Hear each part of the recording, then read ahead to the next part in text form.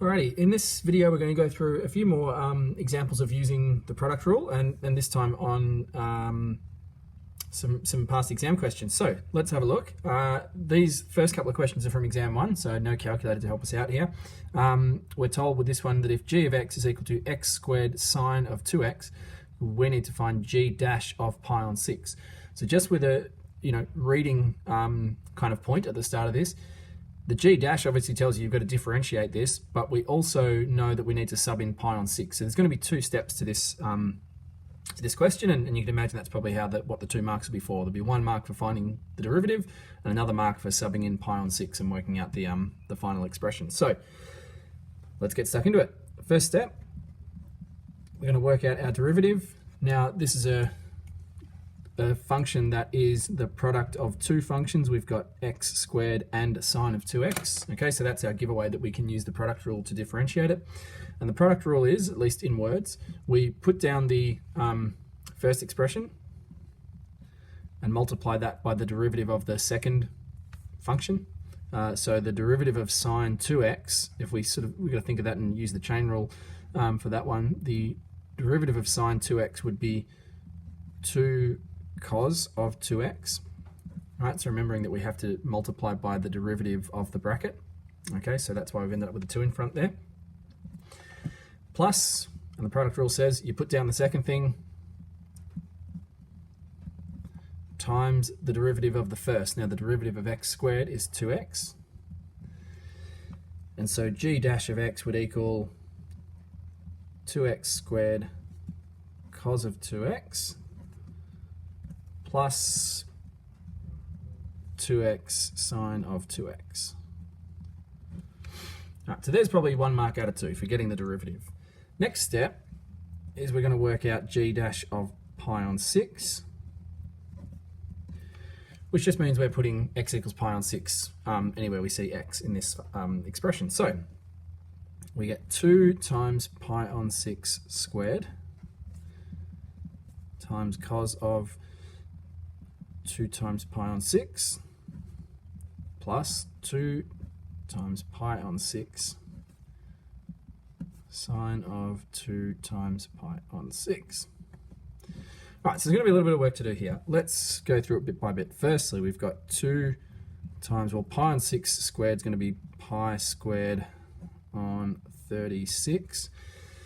Now, we won't do too much in one go. So this cos of 2 times pi on 6 is going to become cos of pi on 3, so we'll be able to work that out. Plus, well, we didn't need that bracket there, so 2 times pi on 6 times sine of pi on 3. Right, now remember, if you're in any doubt about sine of pi on 3 and cos of pi on 3, then just draw the triangle that has the pi on 3 angle in it. Pi on 3 is down here in that triangle, so when we go to simplify all this, let's make that first one pi squared on 18, because we've got a 2 cancelling with 36 there. Cos of pi on 3. Okay, so here's pi on 3. Cos is adjacent over hypotenuse. Cos of pi on 3 is a half. Plus 2 times pi on 6 times sine of pi on 3. So sine being opposite over hypotenuse, sine of pi on 3 is going to be root 3 on 2. And we might be able to tidy that up a little bit more. So what have we got here? Pi squared on 36. We multiply these 2 fractions together. Plus, now let's see, we've got 2 times pi on 6 here. That would give us a pi on 3. I'll just do that here. And then we're left with multiplying these 2 fractions together. We'd get a root 3 times pi on top over 3 times 2, which is 6 on the bottom. Now it's probably okay to give your answer like that. We haven't been specifically told to answer in a certain form or anything like that. You can imagine that, perhaps you would make this, give these fractions common denominators and add them together. But I'm actually going to leave that answer there. I think that's simplified enough for us to get the 2 marks here. All right, another exam 1 question. This one just asking us to differentiate, so we don't have to sub in, we just differentiate. And you can see, even though this looks like kind of a short function, there doesn't look like there's too much to this function, each of these parts is a function of x on its own, and they're being multiplied together, which again is our giveaway that we can use the product rule. So our derivative will equal the first function as it is, so put down the first function, times the derivative of the second function. Now the derivative of e to the power of 2x is just 2e to the power of 2x. All right, remember that when we're differentiating e to the power of something, we really just need to multiply by the derivative of the power and keep the original expression the same. Plus, and then you just do the opposite of that. So put down the second thing, times the derivative of the first, and the derivative of x cubed is 3x squared. All right, and we can probably write that without the multiplication symbols. So it's 2x cubed e to the power of 2x plus 3x squared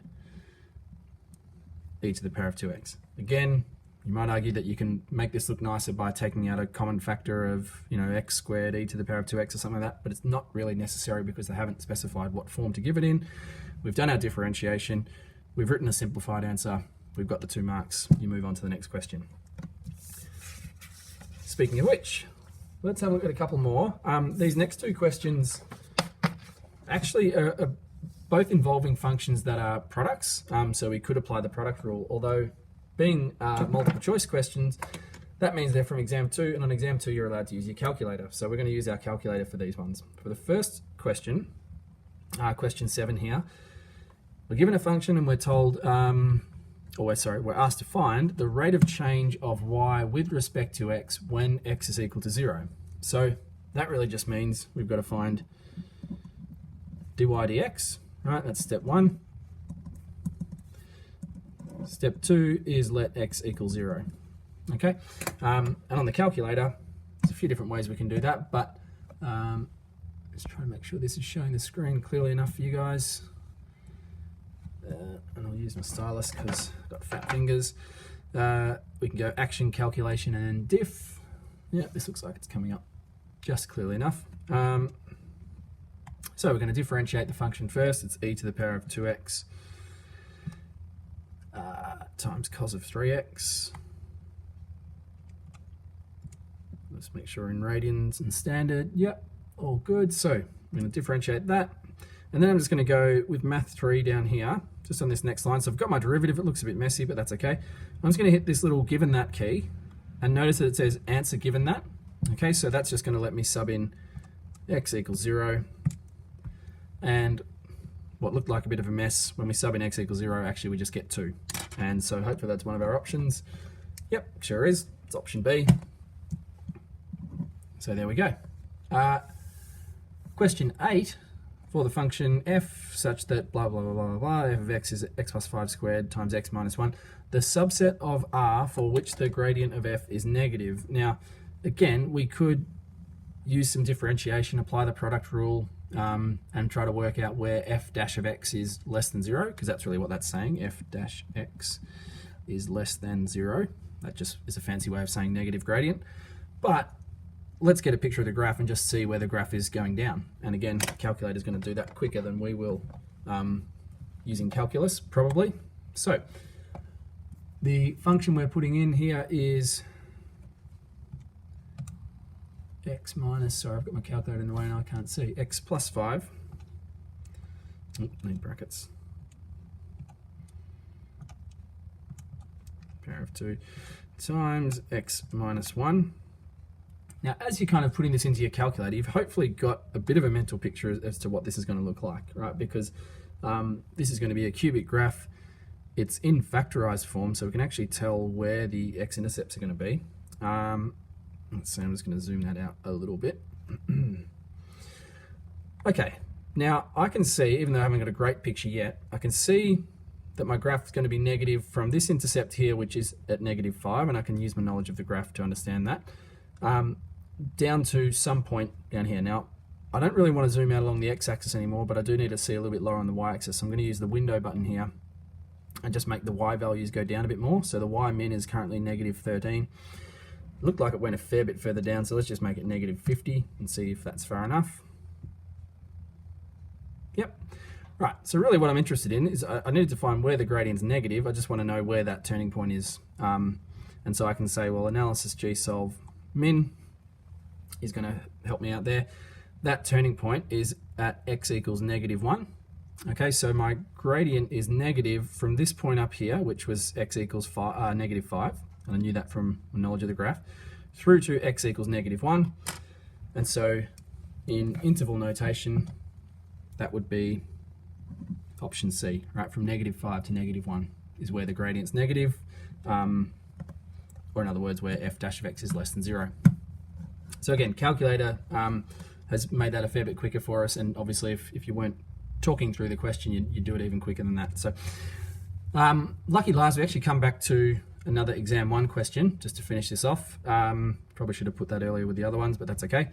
So again, another sort of sneaky product rule. If you were reading this, I mean, obviously this video is about the product rule, so you know it's product rule, but sometimes when you're looking at these, the mistake is just to differentiate as if it's just a logarithmic function, but you've got an x in front, which makes this the product of 2 functions, right? You've got x as one function, log e of x as another function, and they're being multiplied together.